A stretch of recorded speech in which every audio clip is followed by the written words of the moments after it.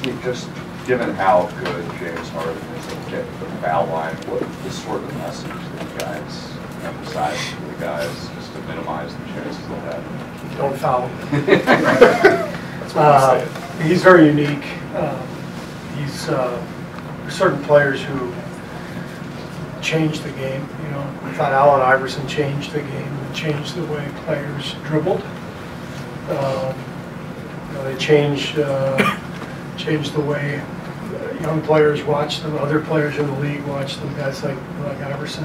Harden's one of those guys, right? He's changed the way people draw fouls, and he's gotten really good at it. He's the best in the league at it. Watching Spurs in there and Toronto, and DeMar DeRozan happens to be really good at it too. And so it takes somebody really unique and special to literally change the way the whole league is playing, the way that they look at the game. And James has done that with his ability to draw contact and to get himself to the line. And, so the whole point is, you think you can reach in there and get the ball from him, you're crazy. You're not going to do it. You're just going to foul him. So you have to keep your hands up. You got to keep your hands wide. You got to stay disciplined the whole night. Steve, what are some of the challenges in accumulating young talent and developing young talent when you're winning at a high level and you're consistently late in the draft year after year? Well, it's hard to answer that question because every year is different, every player is different. But in general, you pick at the bottom of the draft and you have a good team. So it's going to be hard for that player to get a lot of playing time. That's been the case here for the last few years. You know, whether it's Kevon Looney or Damie Jones, Jacob this year. You know, very few first-round picks, late first-round picks, ever play a whole lot in their rookie years. It's just the way it goes. So that's why we have the G League, and that's why we're lucky to have the Santa Cruz system in place. And it's been very helpful in the development of a number of our players, and that's what we're hoping for with Jacob as well. Steve, it's part of the rotation switch with Steph starting with the second unit in the second and fourth quarters, but he's there with Livingston. Seems like Steph's a little more off the ball. Is that just a product of rotation? That's something that you were looking at more at, kind of that combination and getting Steph more to the wings with the ball at the top normally?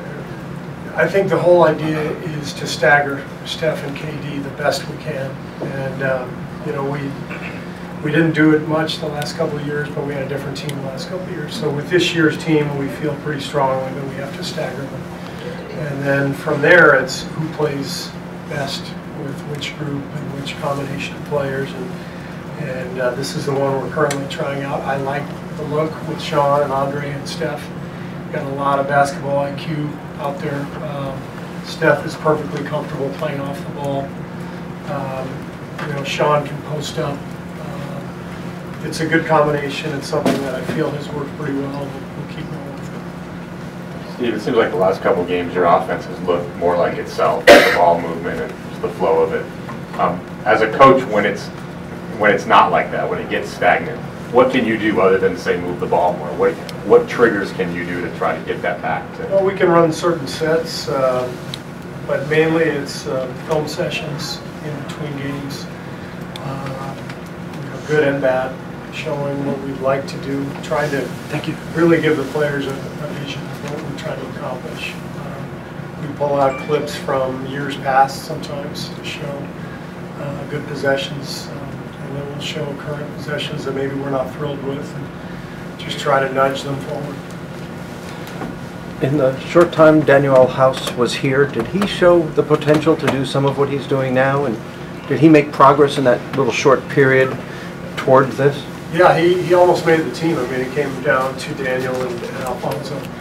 And ultimately we chose Alfonso because of his athleticism and defensive versatility. But Daniel was great. He was very close to making our team. Really good teammate, excellent shooter, fun to be around. I thought he had a really good training camp, and just came down to to numbers, but we're all really happy for him. He's doing great in Houston, and he's in a good spot. Steve, Jordan Bell seems like a pretty close physical match to Capella. Is he someone, based on what he did last game and just based on the matchup tonight, is he somebody that might get significant time tonight? Could. What are you trying to say? It just depends how the game goes, you know. But he played really well last game. Generally, I like to reward players when they play well. Hopefully, give them some confidence to build on. But again, just see how the game goes. Given the much discussed lack of depth at center, at least until Cousins is there, do you tell Looney to maybe try to avoid some of those early fouls that he's been picking up lately? Is there a way he can do that? Do you say just don't pick up a foul in the first 5 minutes, and he's been picking up like 2 in the first 5 minutes last year? Well, we've noticed a few things that the refs are picking up on, just little details that we watch on film that we've talked about, things that he can do to avoid getting called for fouls. A lot of times he's in great defensive position and he just has his hand in the wrong spot.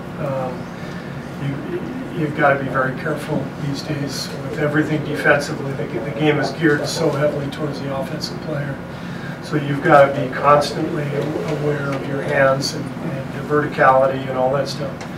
So we've talked about that. I have told him a couple of times when he's had 2 fouls. I told him, hey, you know, Draymond's in foul trouble too. Let's see if you can get through the next few minutes without a foul. You know, things like that.